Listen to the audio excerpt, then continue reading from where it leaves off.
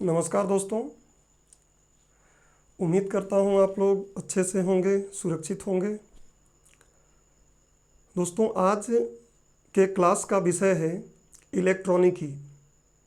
जैसा कि आपको पता है, रिमाइंड आईएएस के यूट्यूब चैनल पर सूचना और संचार प्रौद्योगिकी से संबंधित अब तक 3 लेक्चर अपलोड किए गए हैं, जिनमें भाग 0 हमारे एमपीपीएससी के सिलेबस को समझाता है और भाग 1 और भाग 2 इलेक्ट्रॉनिकी, सूचना, संचार और प्रौद्योगिकी को परिभाषित करते हैं, समझाते हैं कि वो हैं क्या। आज का लेक्चर इलेक्ट्रॉनिकी पर डिपेंड होगा। अभी हम इलेक्ट्रॉनिकी को विस्तृत तरीके से पढ़ेंगे जो हमारे एग्ज़ाम के लिए रेलिवेंट हो। फिर ऐसे ही आगे हम सूचना और ऐसे ही आगे संचार की बातें करेंगे आने वाले लेक्चरों में।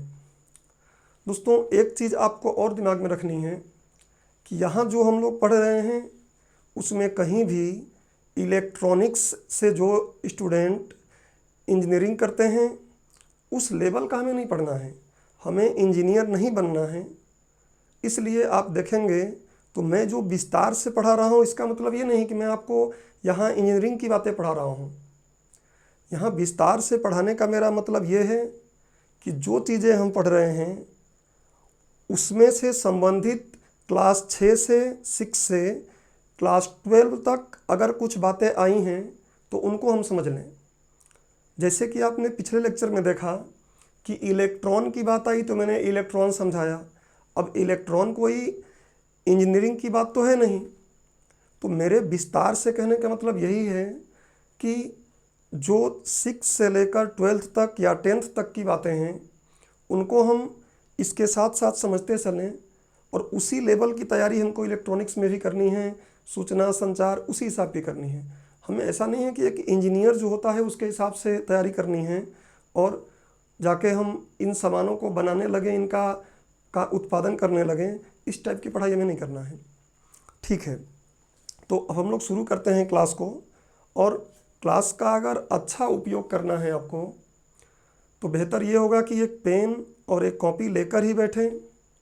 जो चीज़ें मैं आपको यहाँ समझा रहा हूँ, बोल रहा हूँ, उसको लिखते चलें और आगे आप कमेंट में अपने डाउट्स को लिख दिया करिए। उसको मैं सॉल्व कर दिया करूँगा अगले लेक्चर में।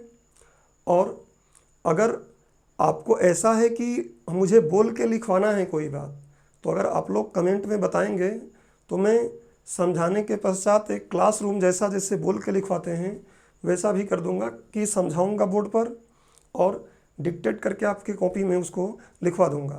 खैर, अगर जो मैं यहाँ समझा रहा हूँ, बोल रहा हूँ, उसको भी आप लिखते चलेंगे तो वो मतलब संपूर्ण होगा, आपके लिए काफ़ी होगा। आप समझ जाएंगे, उसको अपने शब्दों में बनाकर लिख लेंगे। तो चलिए हम लोग आज इलेक्ट्रॉनिकी के बारे में पढ़ेंगे। इलेक्ट्रॉनिकी आपके सिलेबस में यही चीज़ लिखा है, इलेक्ट्रॉनिकी। अब इलेक्ट्रॉनिकी को इंग्लिश में हम क्या बोलते हैं? इलेक्ट्रॉनिक्स। इलेक्ट्रॉनिक्स। अब इलेक्ट्रॉनिकी की परिभाषा क्या होती है वो मैंने आपको पिछले लेक्चर्स में बता चुका हूँ। फिर एक बार थोड़ा सा उस बात को फिर से लिख लेते हैं। इलेक्ट्रॉनिकी मैंने क्या बताया कि ऐसे उपकरण उपकरण बोले आप, इसको युक्ति भी बोल सकते हैं, यंत्र भी बोल सकते हैं। तो ऐसे उपकरण जिनकी क्रियाविधि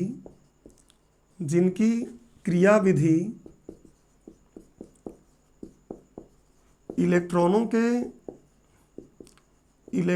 के नियंत्रित प्रवाह पर निर्भर करती है।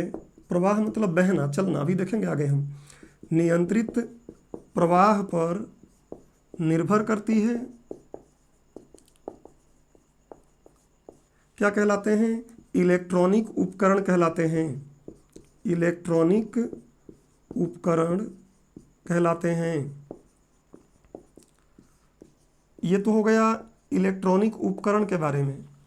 अब अगर इलेक्ट्रॉनिकी के बारे में बोलेगा कोई, तो ये भौतिक विज्ञान की एक शाखा है, एक ब्रांच है। तो हम बोल सकते हैं कि भौतिक विज्ञान की वह शाखा, भौतिक विज्ञान की वह शाखा जिसके तहत, वह शाखा जिसके तहत इलेक्ट्रॉनिक उपकरणों का, इलेक्ट्रॉनिक उपकरणों का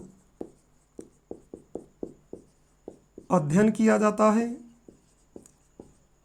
मतलब इलेक्ट्रॉनिक उपकरणों का कार्य विधि, उनमें कुछ विशेषताएं, क्या क्या उनका उपयोग हम कहाँ कहाँ कर सकते हैं, ये सारी चीज़ों का जब अध्ययन करते हैं हम भौतिक विज्ञान की किसी शाखा में, तो उसको हम क्या बोल देते हैं, इलेक्ट्रॉनिकी या इलेक्ट्रॉनिक्स। अब देखिए, मैंने आपको पिछले लेक्चर में ये परिभाषा बता दिया था और उसमें से मैंने आपको ये भी बताया था कि ये इलेक्ट्रॉन क्या होते हैं, क्योंकि सारी बात क्या है, इलेक्ट्रॉन नियंत्रित, किसका, इलेक्ट्रॉनों के नियंत्रित प्रवाह पर। तो ये इलेक्ट्रॉन क्या होते हैं मैंने आपको पहले समझाया, और इसीलिए समझाया क्योंकि मैं मान के चल रहा हूँ कि जो भी स्टूडेंट ये लेक्चर देख रहे हैं उनको कुछ नहीं आता है, इलेक्ट्रॉन, प्रोटॉन, न्यूट्रॉन कुछ नहीं आता है। जो जो साइंस की बातें यहाँ पे ज़रूरत पड़ेंगी उनको मैं यहीं आपको समझाते चलूँगा। अच्छा, तो ये तो हमने इलेक्ट्रॉनिकी का परिभाषा देख लिया। एक परिभाषा आपको उस दिन में और बताया था, वो आपको आज ज़्यादा अच्छा समझ में आएगा। क्या बताया था कि भौतिक विज्ञान की वह शाखा, उस परिभाषा को भी एक बार रिपीट कर देता हूँ, भौतिक विज्ञान की वह शाखा जिसमें निम्न वोल्टेज या विभव आप बोल सकते हैं, मैं समझाऊंगा भी ये क्या होता है, निम्न वोल्टेज एवं निम्न धारा पर आधारित उपकरणों का अध्ययन किया जाता है,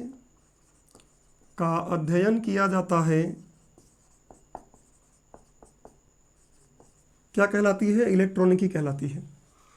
तो परिभाषा, ये वाला परिभाषा अभी आपको थोड़ा दिक्कत हुआ कि इलेक्ट्रॉनों का नियंत्रित प्रवाह क्या होता है, और यहाँ आपको निम्न वोल्टेज और यहाँ पे आ रहा है निम्न धारा। मैं मान लेता हूँ कि आपको धारा भी नहीं पता है, वोल्टेज भी नहीं पता है। कई किताबों में आप देखेंगे तो वोल्टेज लिखे होंगे, कई जगहों पे विभव लिखे होंगे, वो क्या है अभी हम समझते हैं। उससे पहले अगर ये बात आपने कॉपी में लिख लिया है तो मैं थोड़ा सा आपको और कुछ बताऊं इन चीज़ों को, कि कभी कभी हम लोग जो दैनिक जीवन है उसमें कुछ ऐसी बातें एक दूसरे के पर्यायवाची के रूप में प्रयोग करते हैं जो रियल में ऐसा होता नहीं है। जैसे यहाँ मैंने आपको बताया कि इलेक्ट्रॉनिक उपकरण या युक्ति हमने बोला, एक और शब्द अक्सर हम यूज करते हैं जिसको बोलते हैं क्या, विद्युत उपकरण। देखिए, हम तैयारी कर रहे हैं सिविल सर्विसेज की, तो कुछ बातें तो हमको पता होनी चाहिए। जैसे कभी कोई आपसे बोलता है कि इलेक्ट्रॉनिक उपकरण और कभी कोई बोलता है विद्युत उपकरण। इलेक्ट्रॉन क्या होता है आप समझ गए हैं, और विद्युत क्या होता है नहीं समझे होंगे तो कोई बात नहीं है, अभी हम उसके अंदर चलेंगे, देखेंगे विद्युत क्या होता है, विद्युत के प्रकार क्या होते हैं, किसका कहाँ यूज होता है, सब बताऊंगा।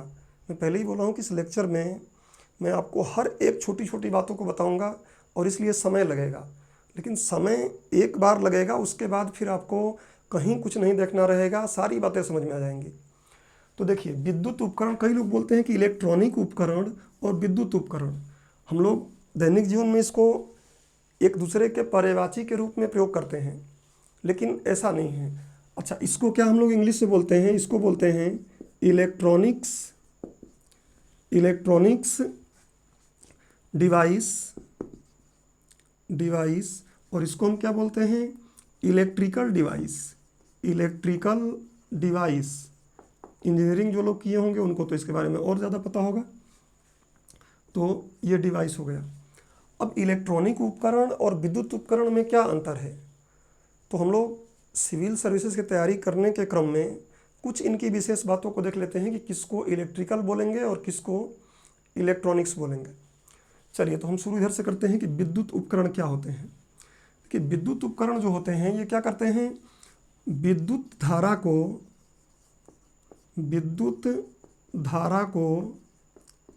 प्रयोग करके अपना कार्य संचालित करते हैं। इलेक्ट्रिकल डिवाइस क्या हैं? इलेक्ट्रिकल डिवाइस ऐसे डिवाइस हैं जो विद्युत ऊर्जा का प्रयोग करके अपने कार्य का संचालन या प्रचालन करते हैं। मतलब डायरेक्ट विद्युत ऊर्जा का ये प्रयोग करते हैं। जबकि इलेक्ट्रॉनिक्स में आएंगे आप तो इसमें बोलेंगे कि ऐसे, इसमें क्या आएगा कि ये उपकरण क्या करते हैं, इलेक्ट्रॉन के प्रवाह को नियंत्रित करके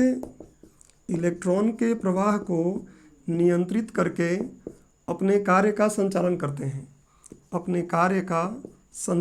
हैं। थोड़ा सा इस बात को हम समझ लेते हैं, फिर आगे बढ़ेंगे। ये इलेक्ट्रॉन के नियंत्रित प्रवाह क्यों? तो ये क्या करते हैं, कभी इलेक्ट्रॉन का प्रवाह तेज हो जाता है ज़रूरत पड़ती है तो, कभी इलेक्ट्रॉन के प्रवाह मतलब बहना, अभी समझाऊंगा मैं। तो इलेक्ट्रॉन कभी तेज़ी से बहने लगते हैं, कहीं स्लो बहने लगते हैं, और उस हिसाब से ये कार्य करते हैं। जैसे मैं आपको एक एग्जांपल दूं, एक लोहे का टुकड़ा यहाँ ले लीजिए। ये लोहे का टुकड़ा है और इस लोहे के टुकड़ा को अगर आप करंट से यहाँ और यहाँ दोनों जगह जोड़ दीजिए तो आप देखेंगे इसमें धारा बनने लगेगी। और फिर आपकी मर्जी है कि इधर वाला तार ले जाके यहाँ जोड़ दीजिए, इधर वाला तार लाके यहाँ जोड़ दीजिए, तब भी इसमें क्या होगा, धारा बहेगी। आप कभी देख लीजिएगा कि एक लोहे का रॉड लो और कोई तार किसी तरफ जोड़ दो, उस लोहे में धारा बनेगी ही बनेगी। लेकिन इसमें क्या होगा, आप देखेंगे कि ये अगर कोई हमने अर्धचालक डिवाइस बनाया है तो अगर इस इधर प्लस जोड़े हैं और इधर माइनस जोड़े हैं तभी इसमें धारा बनेगी। और जैसे ही इन दोनों को, इसको प्लस इसको माइनस कर दें और इसको प्लस कर दें तो फिर ये धारा अपने अंदर से नहीं बहने देगा, अर्थात इलेक्ट्रॉन को अपने अंदर से नहीं बहने देगा। एक बार और सुनिए, आसानी से समझ में आ जाएगी बात। एक लोहे का रॉड लीजिए, उस लोहे के रॉड में आप किधर प्लस, फेस और अर्थ बोलते हैं आप, अगर इलेक्ट्रिक ये अल्टरनेटिंग करंट है तो किधर भी कोई तार जोड़िए और देखेंगे कि उस लोहे के रॉड में क्या हो जाएगा, धारा बहने लगेगी। लेकिन जब हम लोग इलेक्ट्रॉनिक्स में आएंगे, देखेंगे कैसे होता है ये, तो उसमें एक विशेष दिशा में जोड़ोगे तब तो वो कार्य करेगा। और जैसे ही आपने प्लस माइनस को या फेस अर्थ को बदल दिया तो उस समय वो धारा नहीं चलेगी। अच्छा, दूसरी बात ये अगर आप समझ गए होंगे कि ये विद्युत धारा का प्रयोग करके अपना कार्य करते हैं और ये क्या करते हैं, इलेक्ट्रॉन के प्रवाह को कम ज़्यादा करके। अभी डिटेलिंग में ये बातें आपको समझ में आएंगी। अच्छा, ये पहला हो गया। दूसरा डिफरेंस में हम चलते हैं। तो दूसरे डिफरेंस में आप देखेंगे कि जो यहाँ देखें, पहले इससे चालू करते हैं। तो जो विद्युत उपकरण होते हैं वो क्या होते हैं, उच्च विद्युत ऊर्जा का प्रयोग करते हैं। और जो इलेक्ट्रॉनिक उपकरण होते हैं वो क्या करते हैं, निम्न विद्युत ऊर्जा का प्रयोग करते हैं। जैसे मोबाइल चार्ज करते हैं हम, तो ऐसा तो नहीं है कि उसके लिए बहुत ज़्यादा ऊर्जा चाहिए होती है। लेकिन अगर आप बल्ब जलाते हैं, टीवी चलाते हैं, पंखा चलाते हैं और कभी कभी पावर कम आने लगता है तो हम लोग क्या बोलते हैं कि आज वोल्टेज कम है, आज पावर कम है, इसलिए सही नहीं चल पा रहा है। बट मोबाइल में आप ऐसा नहीं होता है। मोबाइल लैपटॉप में आप जोड़िए, उनका चार्जिंग शुरू हो जाएगा, उनका काम शुरू हो जाएगा। तो इसलिए जो इलेक्ट्रॉनिक उपकरण होते हैं वो निम्न विद्युत ऊर्जा का प्रयोग करते हैं और विद्युत उपकरण जो होते हैं वो उच्च ऊर्जा का प्रयोग करते हैं। अच्छा, अगला देखिए, तीसरा अगर हम लोग डिफरेंस पे जाएं तो तीसरे डिफरेंस में आप ध्यान रखिएगा कि जो विद्युत उपकरण होते हैं वो प्रत्यावर्ती धारा पर कार्य करते हैं। कुछ लोगों को लगेगा ये प्रत्यावर्ती धारा क्या है, एकदम आपको टेंशन नहीं लेना है। इसी लेक्चर में मैं इन सबको बताऊंगा, जो इसमें टर्म यूज होगा हर एक टर्म का प्रयोग करूंगा कि इस सीरीज को देखने के पश्चात आपको एटलीस्ट दूर संचार तकनीक को कुछ भी कहीं से ना देखना पड़े, और इसके अंदर इतने टर्म्स भी मैं आपको समझा दूंगा, बता दूंगा, जो आपको विज्ञान पढ़ेंगे तो आसानी से समझ में आएगा। विज्ञान जब पढ़ने जाएंगे विद्युत धारा के बारे में तो मैक्सिमम चीज़ें आपका यहाँ कवर हो गई होंगी, तो इसलिए आपको ध्यान से इस चीज़ को देखना है। ये प्रत्यावर्ती धारा जिसको आप बोलते हैं एसी धारा, शायद आप जल्दी समझ जाएंगे। अल्टरनेटिंग करंट, ये एसी धारा का प्रयोग करते हैं। जैसे देखिए ट्यूब लाइट अभी मैं जला रहा हूँ, ये ट्यूब लाइट क्या है, अल्टरनेटिंग करंट का प्रयोग कर रहा है। पंखा चल रहा है, पंखा क्या कर रहा है, अल्टरनेटिंग करंट को यूज कर रहा है। इसमें क्या होता है कि ये डीसी धारा का प्रयोग करते हैं। ये प्रयोग करते हैं किसका, डीसी धारा का, जिसको हम बोलते हैं क्या, दिष्ट धारा, या आप लोग इसको डायरेक्ट करंट भी बोलते हैं कि डीसी है, डायरेक्ट करंट है। तो जो उपकरण आप देखेंगे कि एसी धारा पर चल रहे हैं वो क्या है, विद्युतीय उपकरण हैं, और जो डीसी पर चलते हैं वो क्या होते हैं, इलेक्ट्रॉनिक उपकरण। जैसे पंखा चल रहा है, उसमें तार जोड़ा गया है, आप उन तार को निकालिए और हाथ में पकड़ लीजिए, डेफिनेटली एक काम होगा कि जैसा न्यूज़ में दिखाता है वैसे ही आपके एटलीस्ट बाल तो क्या हो जाएंगे, पूरी खड़े ही हो जाएंगे। मजाक के लिए मैं बोल रहा हूँ, लेकिन देखते हैं न्यूज़ में ऐसा होता है तो बहुत कुछ हो जाएगा। अच्छा, लेकिन अगर आप चार्जिंग करते हैं, उस चार्जिंग के पिन को पकड़ लीजिए, कुछ नहीं होता है। तो हम ऐसा भी बोल सकते हैं कि ये जो हमारा चौथा पॉइंट इसमें आप लिखेंगे तो बोल सकते हैं कि विद्युत उपकरण जो होते हैं लेस सेफ होते हैं, मतलब कम सुरक्षित होते हैं, कम सुरक्षित होते हैं, और ये क्या होते हैं, ज़्यादा सुरक्षित होते हैं, ज़्यादा सुरक्षित होते हैं। और क्या हम लोग इसमें देख सकते हैं, तो जो विद्युत उपकरण होता है, इनमें विद्युत उपकरणों में कार्य प्रचालन के लिए सामान्यतः धातुओं का प्रयोग किया जाता है। सामान्यतः धातुओं का प्रयोग करते हैं। धातु क्या है उसको भी समझाऊंगा क्या है। धातुओं का प्रयोग करते हैं, और इसमें क्या होता है, प्रायः हम इसमें प्रयोग करते हैं किसका, तो अर्धचालकों का। अर्धचालकों का ये हम अभी समझेंगे कि चालक क्या होते हैं। इसमें अर्धचालकों का प्रयोग किया जाता है, और उसमें धातुओं का, जैसे आप देखेंगे जो तार बनते हैं, वायर बने हुए हैं, वो एल्युमिनियम के या फिर कॉपर के होते हैं। एल्युमिनियम भी क्या है, एक धातु है, कॉपर भी क्या है, एक धातु है। जबकि इसमें जो इलेक्ट्रॉनिक डिवाइस में अंदर तार लगे होते हैं, या अलग अलग जो उसमें कंपोनेंट्स अवयव लगे हुए हैं, वो क्या होते हैं, तो वो अर्धचालकों से निर्मित होते हैं। पहले 1950-1960 तक अर्धचालक हमारे पास नहीं थे, या हम समझ नहीं पाए थे उनकी कार्यविधि को। तो हम लोग क्या करते थे, वाल्व लगाते थे, निर्वात नली लगाते थे, उसको वाल्व कहा जाता था। उसको भी हम देखेंगे, बट अब तो वाल्व आपको देखने को कहीं नहीं मिलेंगे, क्योंकि इन्वेंशन हो गया अर्ध धातुओं का। और अर्ध धातुओं के आने के बाद वो जो बहुत बड़े बड़े जगह घेरते थे, बहुत बड़े बड़े इंस्ट्रूमेंट हुआ करते थे, वो एकदम छोटे छोटे इंस्ट्रूमेंट में बदल गए हैं। और क्या इसमें आप बोल सकते हैं, तो आप एक चीज़ और इसमें बोल सकते हैं कि जो इलेक्ट्रॉनिक डिवाइस होते हैं, इनका आकार कैसा होता है, छोटा। इनका आकार छोटा होता है, और विद्युत उपकरणों का आकार देखेंगे तो इनका आकार होता है बड़ा। इनसे तो बड़ा होता है, तो आप बड़ा बोल दीजिए। तो ये कोई अगर आपसे पूछता है कभी कि ये बताइए हम इलेक्ट्रॉनिक उपकरण और इलेक्ट्रिक उपकरण में क्या डिफरेंस किसी को बता सकते हैं, समझा सकते हैं, तो अब ये सारी बातें बता सकते हैं कि ये इलेक्ट्रॉन के नियंत्रित प्रवाह पे काम करेंगे, ये विद्युत धारा का प्रयोग करके अपना कार्य करते हैं। इसमें क्या है, तो ये निम्न विद्युत ऊर्जा का प्रयोग करते हैं, ये उच्च विद्युत ऊर्जा का प्रयोग करते हैं, ये डीसी धारा पे काम करते हैं, और ये प्रत्यावर्ती धारा पे काम करते हैं। ये ज़्यादा सुरक्षित होते हैं, ये कम सुरक्षित होते हैं। इसमें अर्धचालकों का प्रयोग किया जाता है, इसमें धातुओं का प्रयोग किया जाता है। इनका जो आकार होता है वो छोटा होता है और इनका आकार जो होता है बड़ा होता है। तो बेसिक एक सिविल सर्वेंट के हिसाब से अगर हम लोग देखें, जो कभी स्टूडेंट जो मुझे देख रहे होंगे, कई ऐसे होंगे जिनका बैकग्राउंड आर्ट्स का होगा, साइंस उनको नहीं समझ में आती है, तो उनको भी इतनी बात तो समझ में आ जाएगी, इसमें कोई साइंस वाली जैसी बात नहीं है। एकदम जनरल जो व्यवहार में चीज़ें दिख रही हैं वैसा मैंने आपको बताया है।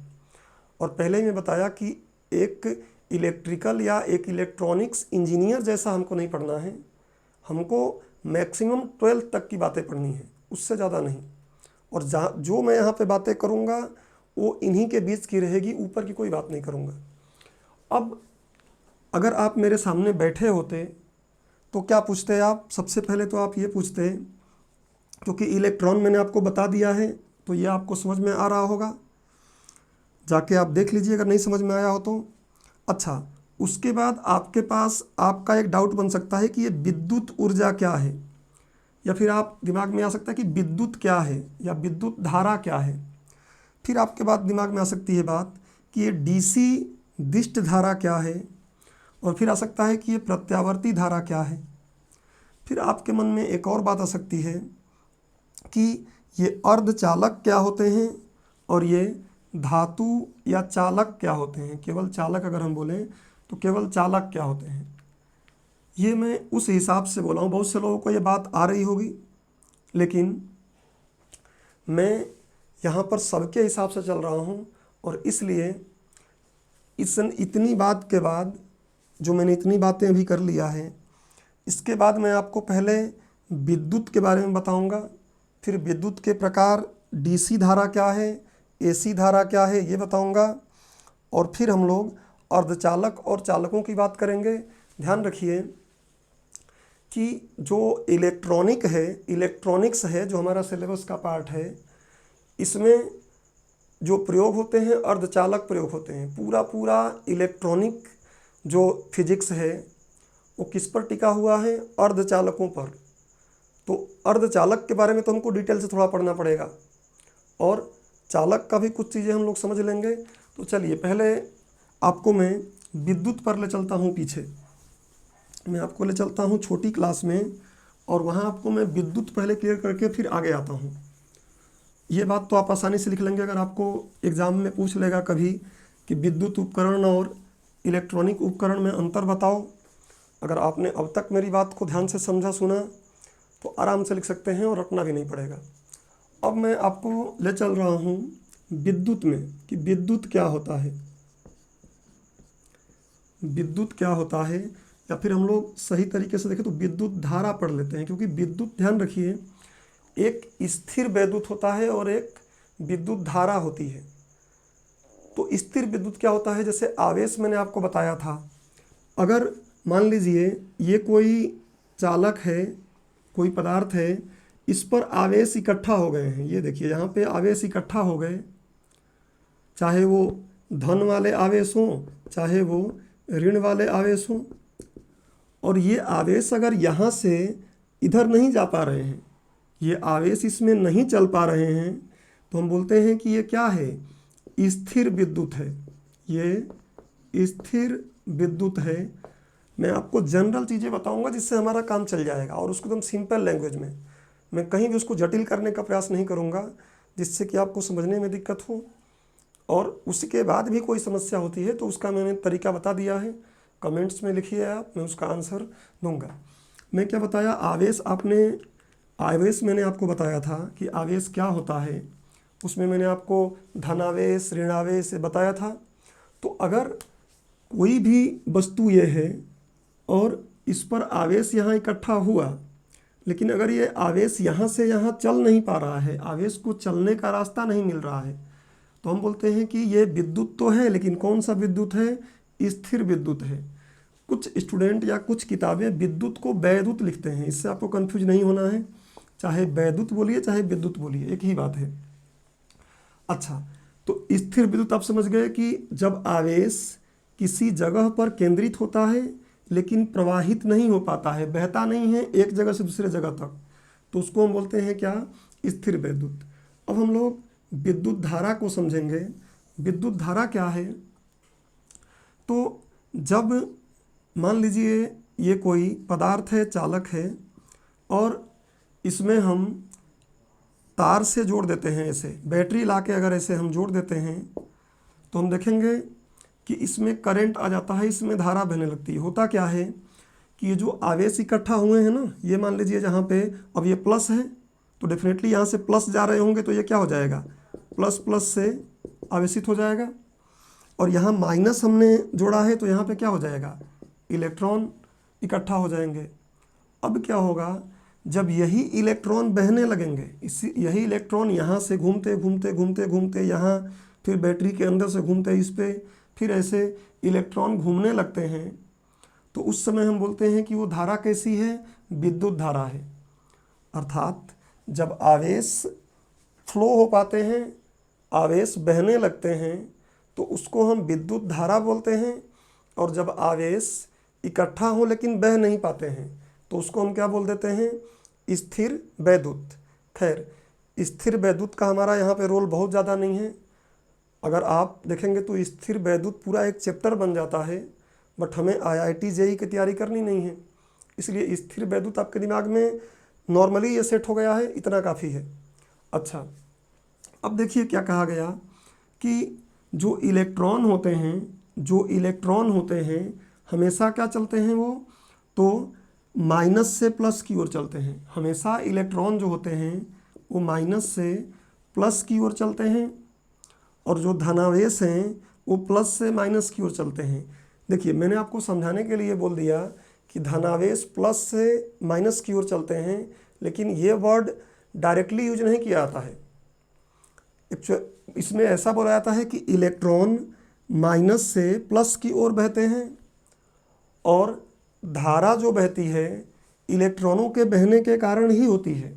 इलेक्ट्रॉन बहेंगे तभी विद्युत धारा बनेगी, और जिधर इलेक्ट्रॉन बहेंगे उनकी धारा के विपरीत दिशा में कौन बहता है, विद्युत धारा।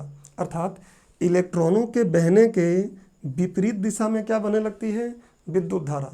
मैंने आपको धारा बता ही दिया कि जब आवेश चलेंगे तभी विद्युत धारा बनेगा।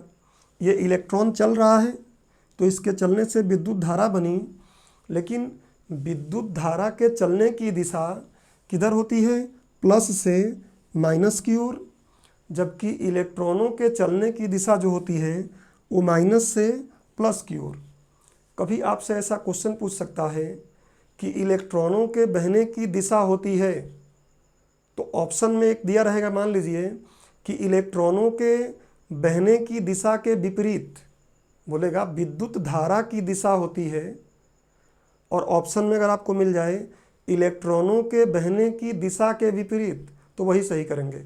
इलेक्ट्रॉन जिधर से बहेंगे उससे विपरीत दिशा में बहती है विद्युत धारा। अच्छा, विद्युत धारा का अगर आप, ये तो मैंने एकदम व्यवहारिक तरीके से आपको यहाँ समझाया, इसकी परिभाषा भी दी जाती है, इसकी परिभाषा भी बनती है, और आपको फिजिक्स वाले यूनिट में इसको पढ़ना ही पड़ेगा जब विज्ञान पढ़ेंगे तो परिभाषा क्या होती है समझ लीजिए विद्युत धारा का। विद्युत धारा की परिभाषा हम क्या बोलते हैं कि जो धारा बराबर होता है, डायरेक्ट मैं आपको बताता हूँ, धारा बराबर क्या होता है, आवेश बटा में समय, आवेश बटा में समय, और धारा आवेश बटा में समय होता है, तो आप बोल सकते हैं कि धारा को हम I से दिखाएं तो आवेश को Q से दिखाएं, और T को अगर स्मॉल t से धारा समय को दिखा रहे हैं। तो ध्यान रखिए, इसका परिभाषा हम क्या देते हैं कि Q मतलब है आवेश और T मतलब क्या है, समय। अगर आपने छोटी क्लासों में अनुपात पढ़ा होगा तो अनुपात में क्या होता है, जैसे आपने देखा होगा कि 2:4, तो इसको कैसे हम लिखते हैं, 2/4। ऐसे ही आप पढ़े होंगे कि 2:4 समानुपात 3:5। ये एग्जैक्ट है या नहीं है बराबर में नहीं इसको बता रहा हूँ, बस समझा रहा हूँ कि 2/4 और समानुपात के मतलब होता है बराबर 3/5। अब ये एग्जैक्ट बराबर नहीं है, तो मैंने आपको बस वैल्यू लिख के समझा दिया। कि अनुपात मतलब कोई चीज़ें अंश और हर में होती हैं तो उनको हम अनुपात कहते हैं। अब देखिए, अनुपात का भी एक विशेष परिभाषा है कि दो एक जैसी वस्तुओं, दो सजाती वस्तुओं की तुलना करना ही क्या है, अनुपात है। जैसे आलू कितना लाल है और टमाटर कितना लाल है, ये तुलना सही नहीं है। एक आलू की तुलना आलू से करिए कि ये वाला आलू ज़्यादा लाल है, ये वाला कम लाल है, तब तो चलेगा। ऐसे ही टमाटर का टमाटर से कर सकते हैं। एक 5वीं क्लास का जो स्टूडेंट है उससे अगर हम किसी 10वीं क्लास के स्टूडेंट की तुलना करके बोलें कि 10वीं वाला स्टूडेंट क्या है, 5वीं वाले से ज़्यादा बुद्धिमान है, तो ये तुलना ही सही नहीं है ना भाई। 10वीं के स्टूडेंट को 10वीं से तुलना करो और 5वीं के स्टूडेंट को 5वीं से तुलना करो। तो अनुपात का परिभाषा ये होता है कि दो एक जैसी राशियों का आपस में तुलना करना ही क्या है, अनुपात है। और जब दो अनुपात आपस में बराबर हो जाते हैं, दो अनुपात आपस में बराबर होते हैं, तो हम उनको क्या बोलते हैं, समानुपात। तो ये बात आपके दिमाग में होनी चाहिए कि अनुपात क्या है, समानुपात क्या है। अनुपात मतलब दो एक जैसी राशियों का आपस में तुलना करिए, फिर और कोई दो राशियों का तुलना करिए, तो तुलना कर रहे हैं तब तो अनुपात है वो। जैसे मैं बोलूं कि मेरा भार या मेरा द्रव्यमान 60 किलोग्राम है और किसी और का द्रव्यमान जो है 60 ग्राम है, तो तुलना सही नहीं है। द्रव्यमान तो है लेकिन मेरा 60 किलोग्राम, मेरा मात्रक क्या है, किलोग्राम, और उसका मात्रक क्या है, 60 ग्राम। हम बोल नहीं सकते दोनों बराबर हो गए। उसके भी वजन को अगर हम किलोग्राम में कर लें और मेरा किलोग्राम में है, फिर तुलना कर सकते हैं कि कौन कितना बड़ा है, कौन कितना छोटा है। या फिर मेरा जो द्रव्यमान है इसको ग्राम में बदल लें और उसका ग्राम में है ही, तो दोनों ग्राम में एक जाति में आ गए। अब तुलना करेंगे तो हमको समझ में आ जाएगा कि कौन बड़ा है और कौन छोटा है। तो उम्मीद करता हूँ आपको अनुपात और समानुपात समझ में आया होगा। अनुपात में यहाँ क्यों बताया, क्योंकि इससे आपको परिभाषा याद करने में बड़ा आसानी होगी। कई परिभाषाएं इनसे आपको ज़रूरत पड़ेगी। देखिए, हम आई धारा बराबर क्या बोल सकते हैं कि आवेश और आवेश प्रवाह होने में लगा समय के अनुपात को क्या बोलते हैं, धारा। और एक बात और अगर आपके दिमाग में हो कि जब ये नीचे समय आ जाता है ना, तो आप केवल दर प्रयोग कर लो इसके जगह पे, दर। तो हम बोल सकते हैं आवेश प्रवाह की दर को विद्युत धारा कहते हैं। आवेश प्रवाह की दर को विद्युत धारा कहते हैं।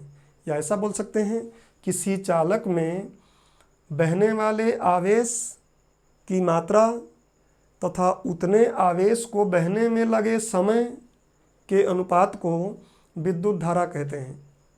तो विद्युत धारा को हमने जनरली तरीके से यहाँ पे समझ लिया, उसकी दिशा भी देख लिया, और परिभाषा देना है तो परिभाषा भी हम दे दिए कि विद्युत धारा बराबर होता है क्या, आवेश बटा में समय। आवेश क्या है आपको पिछले लेक्चर में बताया हूँ। तो ये जो परिभाषा आया है I बराबर Q बटा T, इसके लिए नहीं है, स्थिर वाले के लिए नहीं है, ये केवल किसके लिए है, विद्युत धारा जो गति में है उसके लिए। तो धारा क्या होता है अभी तो हमने ये समझ लिया। अब और ये भी समझ लिया कि विद्युत धारा के बहने की दिशा इलेक्ट्रॉनों के बहने की दिशा के विपरीत होती है। और ऐसा कैसे, तो ये सब चीज़ें भी साइंस की बात है। एक्चुअली धारा का इन्वेंशन पहले हो गया था और इलेक्ट्रॉन का बाद में। तो फिर इलेक्ट्रॉन का जब बाद में हुआ तो फिर बता दिया गया, बोल दिया गया, क्योंकि धारा की पहले दिशा तय कर लिया गया था कि इधर से होती है, प्लस से माइनस की ओर। इलेक्ट्रॉन के बारे में बाद में पता चला, इसलिए उसी बात को छोड़ा नहीं गया, वही मान लिए कि भाई इलेक्ट्रॉन इधर चल रहा है तो धारा उसके विपरीत दिशा में चलती है। तो अभी आपने विद्युत धारा क्या है समझ लिया। और इसका मात्रक अगर आप देखेंगे तो मैंने आपको बताया था कि आवेश का मात्रक क्या होता है, कूलाम, पिछले लेक्चर में, हालांकि ये विद्वान का नाम है। और समय का मात्रक क्या होता है, सेकेंड। तो कूलाम बटा सेकेंड इसका मात्रक होता है धारा का। लेकिन ऐसा प्रयोग न करके हम लोग क्या करते हैं, एक और विद्वान हैं उनके नाम पर हमने इसका नाम रख दिया है क्या, एम्पियर। तो धारा का मात्रक क्या हो जाता है, एम्पियर। अच्छा, इंग्लिश में अगर आप कभी ऐसा एम्पियर लिख देंगे, साइंस पढ़े होंगे तो आपको पता होगा, इंग्लिश में अगर आपने ऐसा एम्पियर लिख दिया तो वो विद्वान का नाम हो जाएगा, उस विद्वान का नाम हो जाएगा।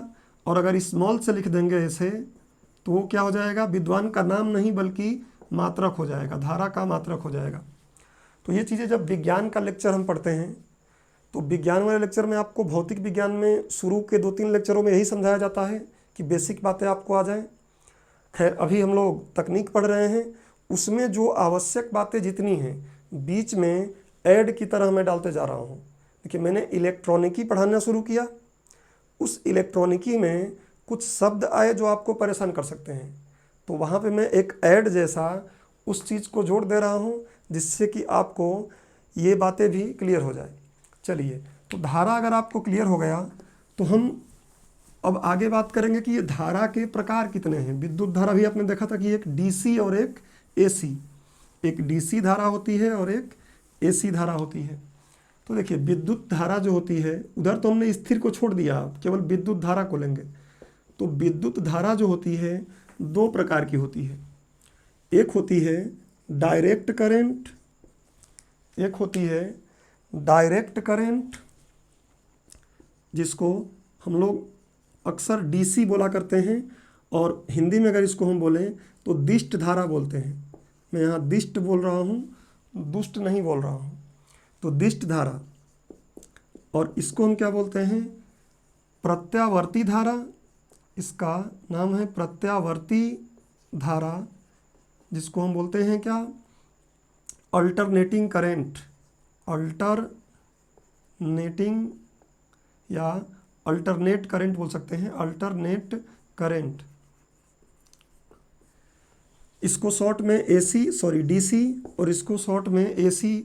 डेफिनेटली आप अगर इतने समय इस पृथ्वी पर गुजार चुके हैं तो पक्का है डीसी और एसी कभी ना कभी सुने ज़रूर होंगे, नहीं पता हो क्या है वो अलग बात है। चलिए, तो अब हम दिष्ट धारा और प्रत्यावर्ती धारा को समझते हैं। देखिए जब धारा बहती है, हम लोग बेसिक तरीके से ही समझेंगे, ये अलग अलग एक चैप्टर बन जाते हैं, उतना डिटेलिंग नहीं करना है, मैं पहले ही बोल दिया हूँ। बस आपको समझ में आ जाए कि आप किसी को बता पाएँ, और ये ज़रूर बता पाएंगे अगर आपने इस चीज़ को ध्यान से समझा तो। देखिए डीसी धारा क्या है, जब धारा चलती है और वो धारा केवल एक ही दिशा में चले। मेरी दिशा यहाँ पे क्या है, एक ऊपर दिशा है, एक नीचे दिशा है, 2 दिशाएं हैं। अगर कोई धारा किसी परिपथ में चल रही है और वो केवल एक ही दिशा में चल रही है, केवल एक ही दिशा में चल रही है, नीचे नहीं आ रही है, तो इसको हम बोलते हैं क्या है, दिष्ट धारा। अभी और डिटेल में इसको बता रहा हूँ। अच्छा, अल्टरनेटिंग करंट में क्या होगा, देखिए ये ऊपर गई फिर नीचे आई, फिर ऊपर गई फिर नीचे आई, इस तरीके से ये क्या होती है, दोनों दिशाओं में चलती है। अब 2 बात और आपको यहाँ समझना है। एक बात है क्या, परिमाण, एक बात होता है परिमाण, और एक बात क्या है, दिशा। तो परिमाण मतलब क्या होता है, इसको मैग्नीट्यूड इंग्लिश में बोलते हैं, मैग्नीट्यूड। परिमाण मतलब होता है संख्यात्मक मान। परिमाण मतलब क्या होता है, संख्यात्मक मान। जैसे 5 एम्पियर धारा, तो 5 क्या हो गया, संख्यात्मक मान हो गया, और इसलिए उसको बोलेंगे क्या, परिमाण। उसका परिमाण 5 है। और दिशा अगर मान लीजिए वो ऊपर चल रहा है इधर, तो हम बोल देंगे ऊपर चल रहा है, नीचे चल रहा है तो बोल देंगे नीचे चल रहा है। या आप ऐसा भी बोल सकते हैं कि ऊपर वाले को अगर हम धन मान लेंगे, नीचे वाले को ऋण मान लें, तो हम बोल सकते हैं कि क्या, धन दिशा में चल रहा है, ऋण दिशा में चल रहा है, ऐसा भी हम शब्द प्रयोग कर सकते हैं। तो जैसे यहाँ पर आप देखेंगे तो परिमाण ये बता रहा है, जितना कितना ऊंचाई पे ले जा रहे हो, ये क्या बता रहा है, परिमाण, संख्यात्मक मान बता रहा है कि 1 2 3 4 5 क्या है। जैसे मान लीजिए यहाँ मैं 0 1 0 1 2 3 4 ऊपर ऐसे 5 करता रहूँ, देखिए यहाँ पे ये क्या हो गया है, 1 और 2 के बीच में है, तो यहाँ सबको मैंने 1 या 2 के बीच में कर दिया है। तो हम बोल सकते हैं कि यहाँ पे क्या है, इस धारा की दिशा तो एक ही है। देखिए दिशा तो ऊपर ही ऊपर है, और इसका परिमाण भी क्या है, एक ही है। मतलब इसका परिमाण भी क्या है, सेम, बराबर है, परिमाण भी एकदम बराबर है, और दिशा भी क्या है, एक जैसी ही है, एक जैसी ही है। बट ऐसा भी तो हो सकता है कि एक परिमाण छोटा है, दूसरा परिमाण इतना बड़ा हो गया। यहाँ 1 2 3 करके आप देख सकते हैं, ये परिमाण इतना छोटा, ये इतना बड़ा, ये इतना छोटा, ये इतना छोटा, ये इतना छोटा, इतना बड़ा, ऐसा भी तो हो सकता है। तो इसमें हमने क्या देखा कि परिमाण तो बदल रहा है, जैसे जैसे समय बीत रहा है, समय बीतना शुरू हो रहा है, चलना शुरू किया, समय चलना शुरू हुआ, समय देखने लगे हम। देखिए क्या हो रहा है, ये कहीं बहुत ज़्यादा, कहीं कम, कहीं ज़्यादा, कहीं कम। तो हम बोलेंगे परिमाण क्या हो रहा है, बदल रहा है। हम बोलेंगे इसको कि परिमाण क्या है, परिवर्ती है। परिवर्ती मतलब क्या, लगातार बदलने वाले को हम बोलते हैं क्या, परिवर्ती, या फिर इंग्लिश में बोलते हैं वेरिएबल। तो हम बोलेंगे यहाँ पे कि परिमाण, यहाँ देखिए बराबर था, यहाँ क्या है, परिवर्ती है। लेकिन दिशा तो ऊपर ही है, देखिए केवल ऊपर ही है, नीचे नहीं आ रहा है। एक बात और, मैं यहाँ ऊपर ऊपर बना रहा हूँ, आप चाहें तो नीचे नीचे बना सकते हैं। इन सारी बातों को नीचे बनाएंगे तो सबको नीचे बनाएंगे दिष्ट धारा के लिए, और ऊपर बनाएंगे तो सबको ऊपर ही बनाएंगे। मतलब दिष्ट धारा में क्या होता है, परिमाण तो बदल भी सकता है, परिमाण परिवर्ती हो सकता है या फिर फिक्स हो सकता है, बराबर हो सकता है, लेकिन दिशा हमेशा क्या रहेगी, एक ही रहेगी, केवल एक दिशा में ही चलेगी। तो अब अगर आप बात समझ गए हैं तो परिवर्ती धारा को हम क्या बोल सकते, इसको दिष्ट धारा को क्या बोल सकते हैं, वह विद्युत धारा जिसका परिमाण तो बराबर या परिवर्ती हो सकता है, लेकिन जिसकी दिशा सदैव एक होती है, जिसकी दिशा नहीं बदलती है, उसको हम क्या बोल देते हैं, दिष्ट धारा। फिर सुनिए एक बार, वह विद्युत धारा जिसका परिमाण बराबर या परिवर्ती हो, लेकिन उसकी दिशा हमेशा फिक्स हो या एक ही दिशा में वो गति करती हो, तो उसको हम क्या बोलेंगे, दिष्ट धारा, डायरेक्ट करंट। और ये देखिए एक ही दिशा में चल रही है ना, इसलिए आप पकड़ते हैं हाथ तो आपके शरीर में वो धारा जा रही है, शरीर की धारा नहीं जा रही है। आपको चार्जर पकड़ के रखना अच्छी बात नहीं है, लेकिन एक ही दिशा में जब धारा चल रही है तो हमको क्या होता है, जर्क फील नहीं होता है। हमको जर्क फील नहीं होता तो कम खतरनाक होती है वो। लेकिन अगर एसी धारा आप देखेंगे तो उसमें क्या होगा, देखिए अब यहाँ पे अगर हम मान लेते हैं कि ये 0 है, 1 है, 2 है, 3 है, 4 है, ऐसे ही नीचे आप ले सकते हैं, ऊपर प्लस दिशा है, नीचे माइनस दिशा है। तो ऐसी विद्युत धारा, परिमाण समझ गए हैं अब, तो ऐसी विद्युत धारा जिसका परिमाण बराबर हो सकता है या परिवर्ती हो सकता है। देखिए ये बात दोनों में आ रहा है, जो परिमाण है इसका इक्वल या डिफरेंट हो सकता है, लेकिन दिशा हमेशा ही क्या होगी, बदलती रहेगी। इसकी दिशा हमेशा दो रहेगी। ये क्या हो रहा है, एक ही दिशा में चलेगा, चाहे परिमाण ज़्यादा हो चाहे परिवर्ती हो। और यहाँ पे परिमाण कम ज़्यादा हो चलेगा, लेकिन दिशा हमेशा ही बदलेगी। ये आवश्यक और अनिवार्य कंडीशन है। प्रत्यावर्ती धारा के लिए आवश्यक और अनिवार्य कंडीशन क्या है कि उसकी दिशा हमेशा बदलती रहेगी। आधे चक्कर में आप देखेंगे तो प्लस की तरफ है, तो फिर माइनस की तरफ, फिर प्लस की तरफ, तो फिर माइनस की तरफ। मतलब इसमें क्या होता है, दिशा दो दिशाओं में चलती है। ये दिशा इसका नियत नहीं है, दोनों तरफ चल रहा है, परिवर्ती है दिशा, इसमें दिशा परिवर्ती नहीं है। बात रहा परिमाण का, तो परिमाण दोनों में ही कम ज़्यादा हो सकते हैं। हो सकता है कि एसी करंट आप देखते हैं कई बार आ रही है और अचानक हम बोलते हैं कि वोल्टेज कम हो गया, तो हम बोल देते हैं वहाँ पे क्या हो गया, वोल्टेज कम हो गया। वोल्टेज क्या है वो भी समझाऊंगा मैं अभी।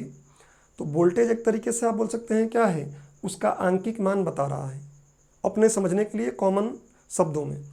तो मुझे लगता है कि आपको ये बात समझ में आ गई होगी कि विद्युत धारा क्या है, डीसी करंट क्या है, एसी करंट क्या है।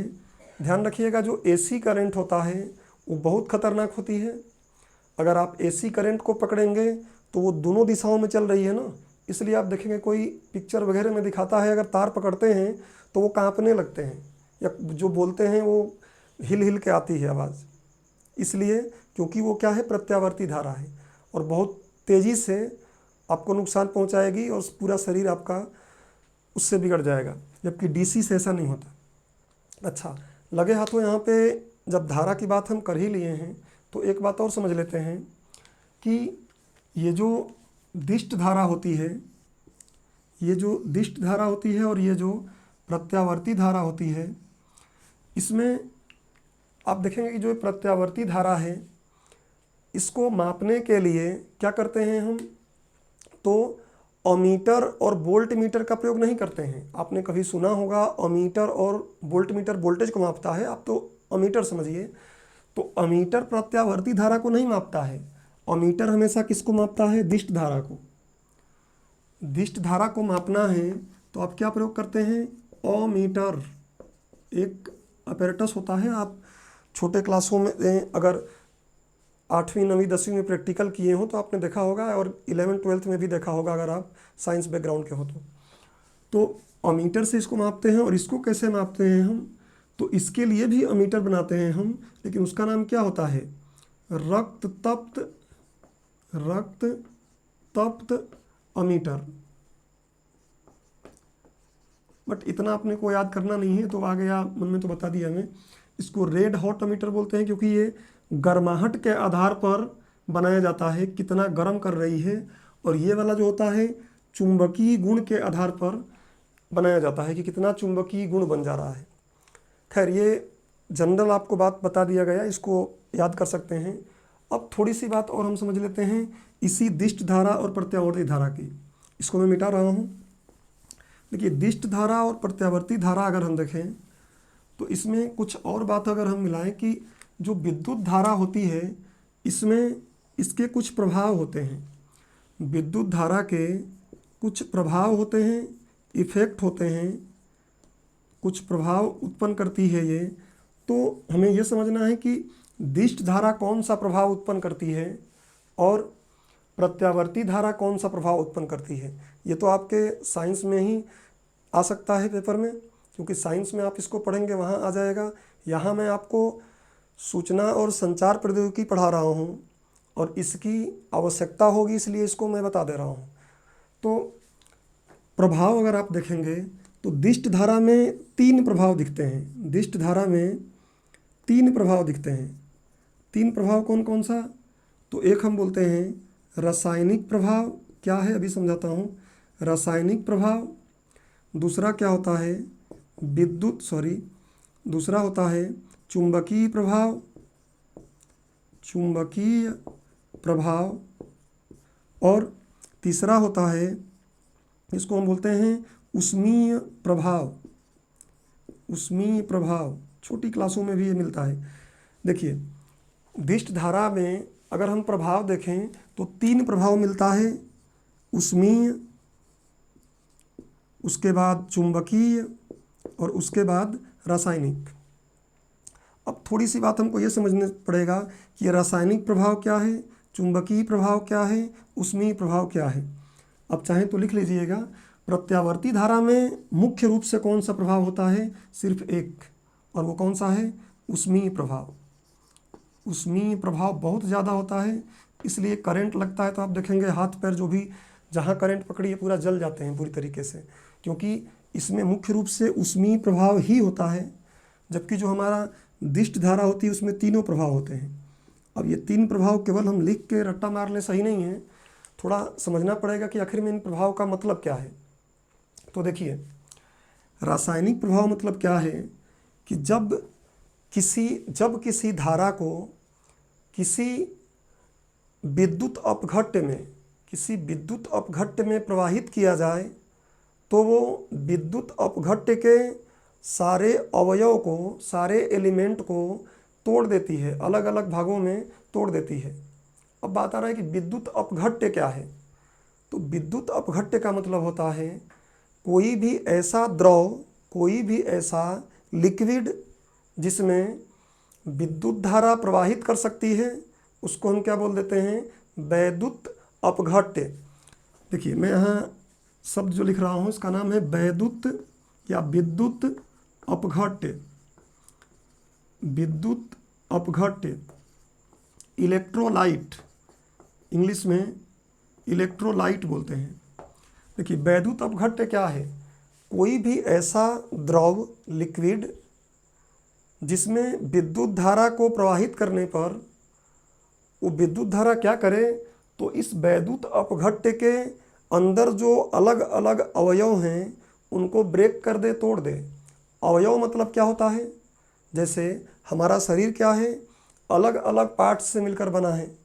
हाथ है, पैर है, आँख है, नाक है, तो ये सब हमारे क्या हैं? मानव शरीर के अवयव हैं। इतने अवयव से मिलकर हमारा शरीर बना है। वैसे ही अगर कोई वैद्युत अपघट्य है, अर्थात कोई लिक्विड है जिसमें विद्युत धारा चल सकती है, तो उसमें और भी कुछ कण मिले रहते हैं और भी कुछ कंपोजिशन रहता है। जैसे ही ये वाली धारा उसमें प्रभावित करोगे आप, तो क्या करेगी? उसको अलग अलग उसके सारे एलिमेंटों को तोड़ देगी। लेकिन अगर आप प्रत्यावर्ती को करोगे तो नहीं। तो क्या इसका डेली लाइफ में कोई उदाहरण है? डेफिनेटली है। अगर आपने कभी अपने घर में आरओ लगवाया होगा, जो जल को शुद्ध करता है, आरओ, तो डेमो देने के लिए उनके जो कंपनी हैं, उनके प्रचारक जो होते हैं, गांव में या घर पर या आके शहरों में घर घर आके कुछ डेमो देते हैं। क्या डेमो देते हैं?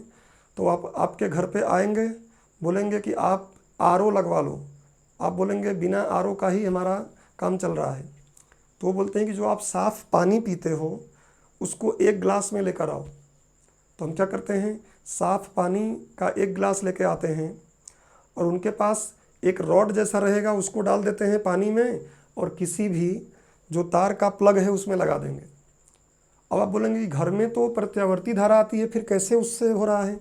तो चार्जर देखेंगे, उसके आगे एक बड़ा सा रहता है ना, वो क्या करता है, एसी को डीसी में बदल देता है।